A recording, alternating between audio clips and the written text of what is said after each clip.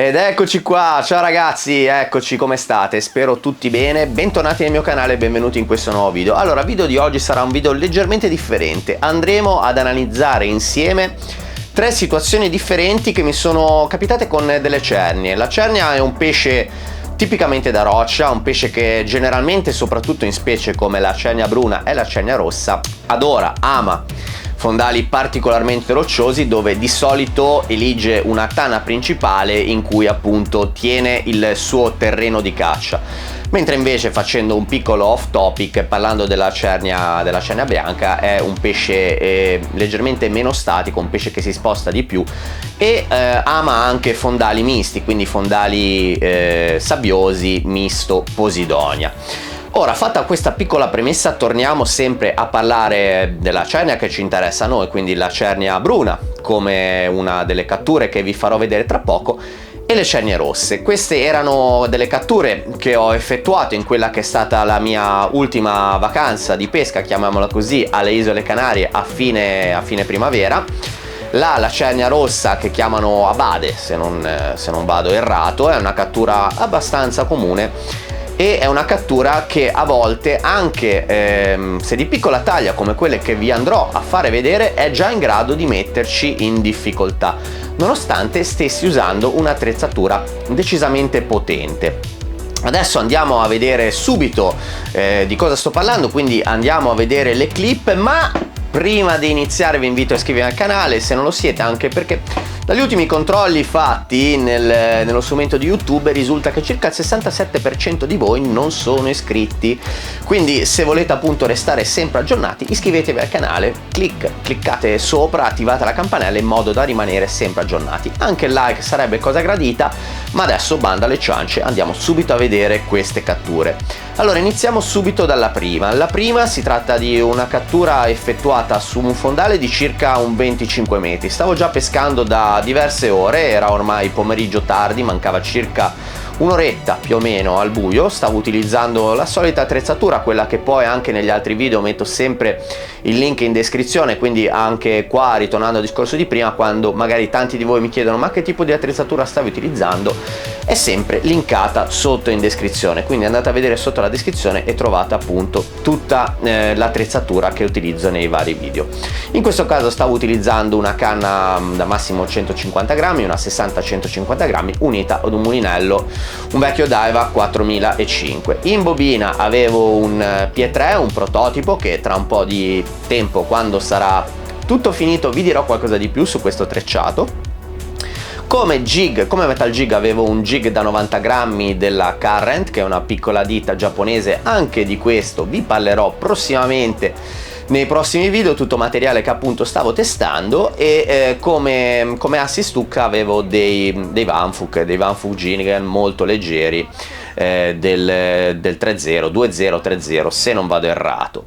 Stavo pescando, come ho detto prima, su un fondale di circa 25 metri con correnti davvero molto elevate. Non avevo sentito assolutamente nulla in diverse ore di lanci e incominciavo a disperare un pochino. Ero quasi convinto di fare cappotto, quando è che a un certo punto, appunto, dopo pochi recuperi, dopo pochi giri di manovella, si inchioda la canna, ferro, pesce in canna. Si trattava appunto di una piccola cernia e dopo pochi secondi di combattimento mi sono reso conto di non avere a che fare con un pesce sicuramente di grossa taglia. Quindi, vista anche la profondità, nell'ottica di rilasciare questo pesce in condizioni migliori possibili, non ho voluto forzare molto il recupero, sono andato decisamente cauto, sono andato decisamente morbido nel recupero. Come potete vedere, già questa cosa qua ha consentito alla cernia, durante il recupero, a metà recupero, di inchiodarsi e di trovare una fenditura nella roccia, comunque una sorta di tana dove andare a bloccarsi. Fortunatamente la cernia era di piccola taglia, quindi con un po' di lavoro di cimino, insomma ho lasciato qualche secondo tranquillo il pesce in modo che magari si spostasse un po', e sono poi riuscito a portarlo a galla. Questo però già fa capire come a volte anche un pesce di piccola taglia, se gli diamo magari quei pochi secondi o quella libertà, è già in grado di bloccarsi, a volte anche in maniera definitiva, se riesce a trovare una fenditura abbastanza spaziosa per entrare completamente dentro, aprire le branchie e immobilizzarsi appunto in questa fenditura. Seconda cattura invece, andiamo a vedere quella che è stata la cattura di una cernia bruna. Allora, qua avevo un fondale, uno spot con un fondale di circa un 12-13 metri al massimo con un buon lancio.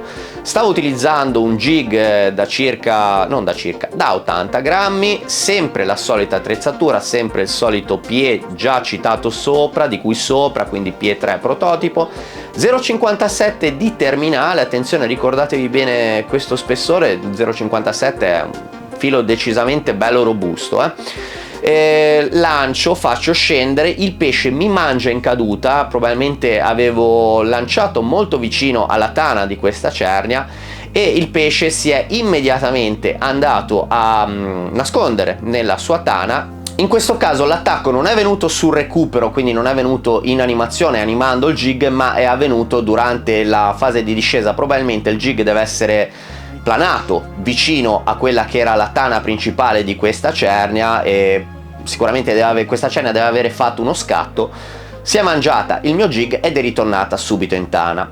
Questo significa che quando sono andato a ritirare, quando sono andato a recuperare il mio trecciato, ho avvertito una sorta di blocco, come se avessi incagliato, come se il mio jig si fosse incagliato. A quel punto ovviamente ho spento la cam perché non aveva senso continuare a filmare, fino a quando non ho preso il trecciato con le mani per cercare appunto di sbloccare il mio jig per tirare quanto più possibile, nel tentativo di o liberare o rompere il trecciato. A quel punto ho sentito delle piccole testate, ho ripreso la canna in mano, ho acceso velocemente la GoPro ed è iniziato il combattimento. Aspetta che incaglio.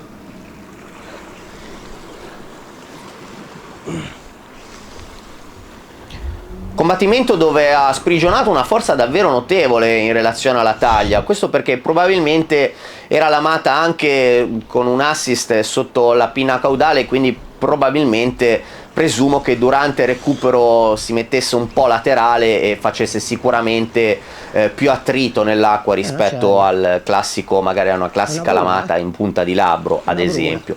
Allora faccio una piccola premessa: anche questo pesce è stato rilasciato, purtroppo ahimè non trovo più il video del rilascio. Sicuramente poi magari può darsi che uscirà, perché ho 1000 SD, temo di averlo inavvertitamente cancellato. Comunque vi assicuro che il pesce è stato rilasciato, non avrei motivo di mentirvi, anche perché comunque ero in vacanza, ne avevo ancora mezza in frigorifero da consumare e dopo qualche giorno sarei ripartito, quindi non aveva assolutamente senso tenere un pesce così, che non avrei probabilmente, anzi sicuramente nemmeno consumato. Quindi anche questo pesce è stato rilasciato. Giusto un piccolo off topic. Ragazzi, vi faccio notare come ha ridotto la cernia un finale del 57. Guardate, gli ultimi 20 centimetri sono praticamente massacrati. Era già completamente dentro una tana, era già completamente dentro un buco, poi forzando sono riuscito a farla uscire, però il fluoro è messo male, avrà probabilmente perso il 50% del carico. Vediamo un po'. 50%, facciamo anche il 70%. Ora andiamo a vedere l'ultima cattura. Anche questa si trattava di una cernia rossa. Non è stata, devo dire, una cattura particolarmente complicata dal punto di vista del combattimento, anzi direi che è andato tutto liscio. Pesce che ha mangiato questa volta però in condizioni di mare decisamente più mosso. Anche qua fondale non particolarmente elevato, fondale probabilmente con un buon lancio di circa una quindicina di metri, ma particolarmente irto di ostacoli, di saliscendi, di spaccature e altre cose non molto carine se si pesca da terra, soprattutto in caso di pesce di grossa taglia. Fortunatamente questo non era un pesce di grossa taglia, mi ha mangiato in animazione, quindi mi ha mangiato praticamente facendo passare il jig a filo parete. Lo vedevo anche, avevo gli occhiali, quindi vedevo praticamente con gli occhiali polarizzati a circa un 80-90 metri dove lanciavo c'era appunto questa spaccatura. pesce che mi ha mangiato su un Metal Jig da 95 grammi, il D3 CB1, con una colorazione che ho fatto in collaborazione con l'amico Freddy apposta per lo shop Big Game. Vi lascio eventualmente il link in descrizione sempre sotto il video se volete andarli a dare un'occhiata. E cos'altro? L'attrezzatura è sempre quella che stavo utilizzando, quindi sempre la canna 60-150, mulinello 4005 con un PE3 e uno 060 di terminale. Anche questa cattura, come potete vedere, è stata rilasciata e quindi questo è quanto. Ragazzi, direi che questo video deve finire qui. Io vi saluto, vi ringrazio per la visione, mi raccomando restate sintonizzati sempre per non perdervi le novità del canale. Vi mando un grande abbraccio e ci sentiamo alla prossima. Ciao ragazzi!